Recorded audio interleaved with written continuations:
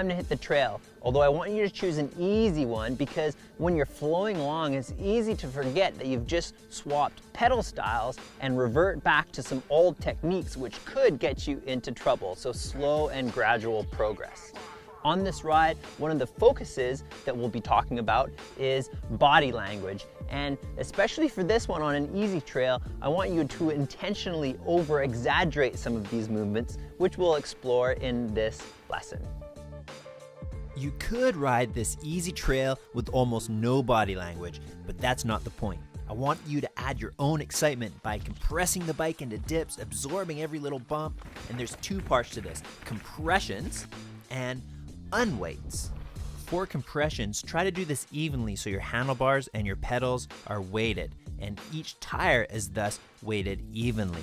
As you do so, try to tune in to the slight pressure forward on the handlebars and slight pressure rearward on the pedals. This is ball theory in action. For unweights, let's not make this more complicated than it is. You're simply unweighting the tires. This is done by gently jumping upwards, but don't jump so much that you come right off the pedals. We'll work on that connection a little later in this program. During this ride, I want to encourage you to continue wiggling your feet around on your pedals. This will help you find a comfortable, sweet spot, but don't be surprised if it still feels quite foreign. If your shoes are new, or at least new to your flat pedals, it will take some time for them to break in. This wiggling of your feet on the pins with some pressure will help break down the rubber in a way that will allow the pins to dig in more fully. Even for me, as a long-time flat pedal rider, new shoes don't feel grippy at the beginning. Give it a few rides.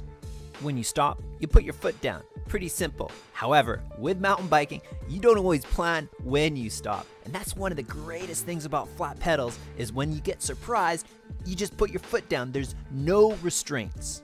You're instantaneously free to move your foot off the pedal without any worry about twisting in a certain way. This kind of emergency foot dab will happen automatically. What I do want you to try is intentionally doing some more exciting dismounts. Make sure your saddle is lowered for these dismount experiments. The easiest start is dropping one foot and swinging the other around. This is easier and safer than springing with both feet off at the same time. I do, however, want you to try that next.